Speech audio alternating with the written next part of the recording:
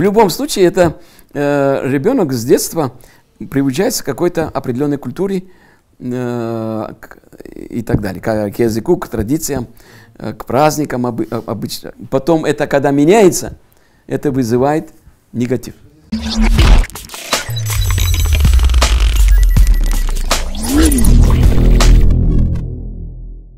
Керимов Исмаил Асанович, доктор филологических наук, профессор, КИПУ. Родился в 1955 году в поселке Булунгур в Узбекистане, Самаркандская область. Отец мой, Керимов Асан Алиевич, фронтовик был, и мать Шахмуратова Фикрие. Оба они из Алушты. В семье у нас было 5 детей. Я прожил 17 лет в этом поселке, учился. Там у нас была хорошая школа, 10-летка. Потом поступил в Ташкентский педагогический институт имени Низами в 1973 году. И в 1978 году окончил этот институт и был оставлен для работы на кафедре крымско-татарской филологии. Ну, в то время крымско-татарской не говорили, татарского языка и литературы. Учился и проработал ровно 20 лет в Ташкенте. И потом в 1993 году вернулся в Крым.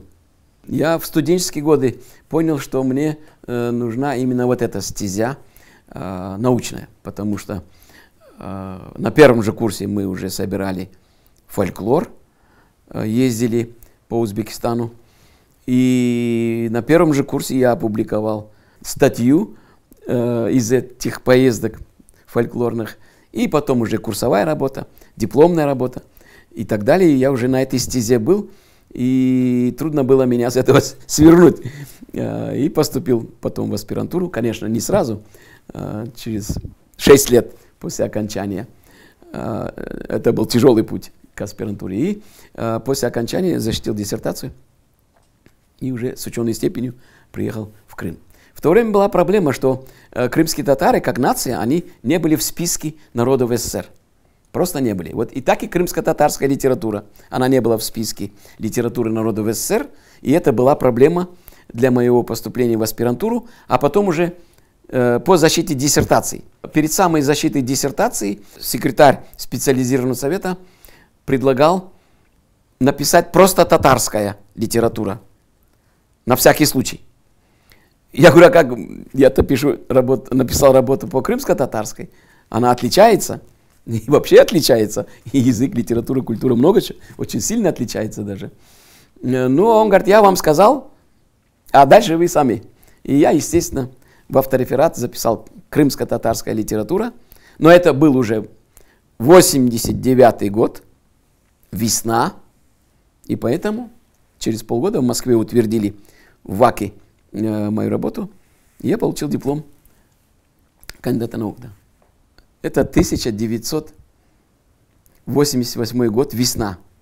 Я на новые дома почти не смотрел, на этажные дома, потому что все это мне было известно. Я шел по Симферополю и смотрел на старые дома.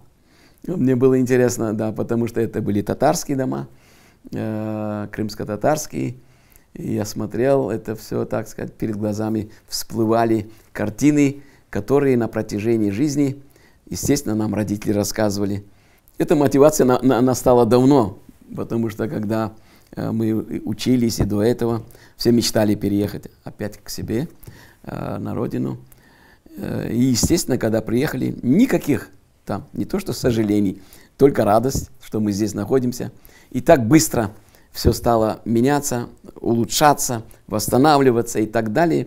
И вот когда через какое-то время я уже стал выезжать за границу, я понял, что больше 30 дней, и буквально больше месяца я не могу находиться нигде, кроме Крыма. И вот возвращался постоянно. Это интересно, что вот так быстро все восстановилось вот у меня лично, потому что туда-обратно меня не тянуло, куда-то в Среднюю Азию. Если брать, естественно, все публикации ранние, поздние и так далее, просто я вижу, что когда я начинал свои публикации, время было другое, отношение было другое, взгляды были другие, но все публикации были направлены на, естественно, на крымско-татарскую тематику. Вот я начинал с публикации фольклорных материалов. Естественно, для того времени было это интересно и необходимо, и надо, и нужны были такие публикации. Позже уже какие-то аналитические статьи, опять-таки, я пытался их связать с Крымом. Даже был такой случай, когда мне попросили написать отзыв на книгу, поэтический сборник Риза Халида. Этот сборник называется «Лейтенантские годы. Крылья мои». И я согласился с этим и написал статью об этой книге.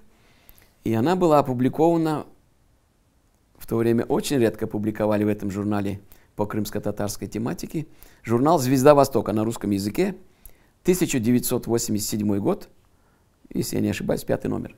То, естественно, то, что я назвал, допустим, как-то статью свою, они переиначили и опубликовали под заглавием «Комсомольские годы. Крылья мои». То есть для того времени вот это было нормальным. Вот такие эти направления. Теперь, естественно, я попытался на русском языке использовать историю нашей литературы. Я начал со Шихумера 17 века. И как литература развивалась. Но, во всяком случае, эта статья для того времени была нормальной. Естественно, после уже переезда в Крым статьи были уже более острые, более глубокие, потому что здесь уже мы могли ходить в архивы. В то время такой возможности не было. Крымско-татарскую литературу, даже многие материалы, которые уже были в библиотеке, и то были недоступны. Они были доступны не для всех. А здесь уже, когда мы переехали сюда, возможностей стало больше. Естественно, я расширил свои исследования. Я стал ездить по заграницам, в том числе. Начал со Швеции. В 2003 году побывал в шведском архиве, потом опубликовал целый ряд статей по шведским архивам, потом по немецким архивам, по австрийским архивам, турецким, итальянским и так далее. И у меня вышла книга «Крымско-татарская тематика» в архивах и библиотеках Западной Европы. Она вышла в 2017. Потом я изучал наши старинные словари крымско-татарские, лексикографические работы. У меня в 2016 году вышла книга «Крымско-татарская лексикография до революционного периода». Естественно, я занимался интенсивно литературной деятельностью, литературной критикой, изучением литературы, историей литературы. У меня вышла книга «Развитие крымско-татарской литературы в конце 19 и начале 20 веков». Потом я всю жизнь, конечно, занимался, а потом уже в книге стал их собирать. Буквально в том году вышла книга «Крымско-татарская периодическая печать до военного времени». И вот эти монографии, они разного направления, языковедческого, литературоведческого, исторического и так далее. Это все результат многолетней прошлой работы, то, что я уже много лет в этом плане работаю, и поэтому эти книги смогли состояться. Я недавно буквально опять съездил в Москву именно для той цели, чтобы завершить конспектирование газеты «Терджиман», и подготовил буквально вот в этом году, если мне удастся, 2 книги. Одна книга будет продолжение Гаспаринский Нинджанла Тариха, и вторая будет монография Гаспаринский Терджиман. То есть, если не были бы эти поездки, эти поиски в архивах, библиотеках, эта работа, естественно, такие монографии, такие статьи, они не могли состояться.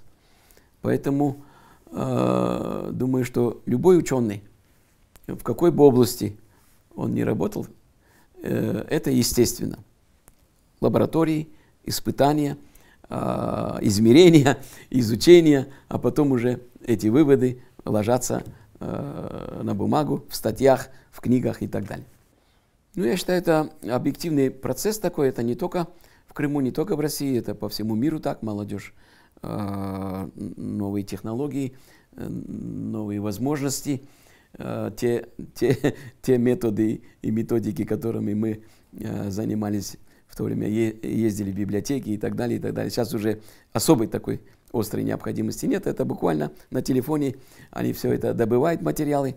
Но самая проблема в том, что от такой легкой добычи меняется азарт.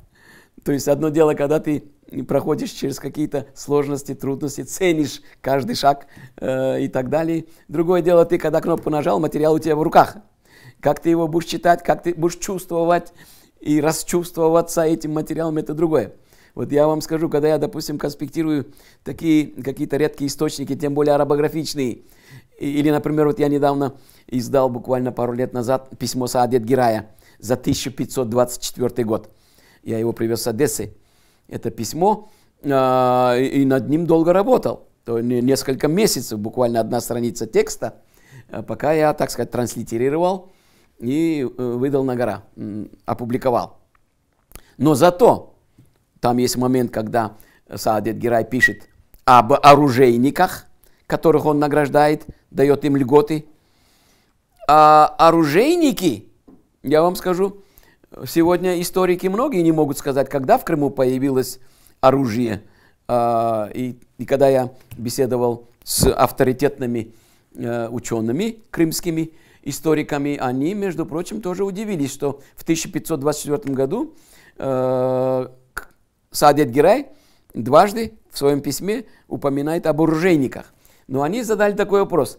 Эти ружья были поджиговые или курковые? На что я, естественно, не мог ответить. Но тюфенг-челер, оружейники.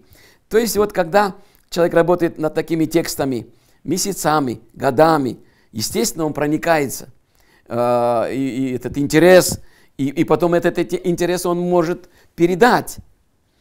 А легко добытый материал, он и в преподавателе, в ученом, так, и, естественно, и его чувства, когда он передает это другим, тоже не очень острые. Это такой фактор есть. Если бы студенты, которые учатся сегодня, знали бы точно, после окончания университета, они будут работать в каком-то месте, где хорошая зарплата, это был бы серьезный стимул для серьезного изучения материалов и подготовки себя как специалиста.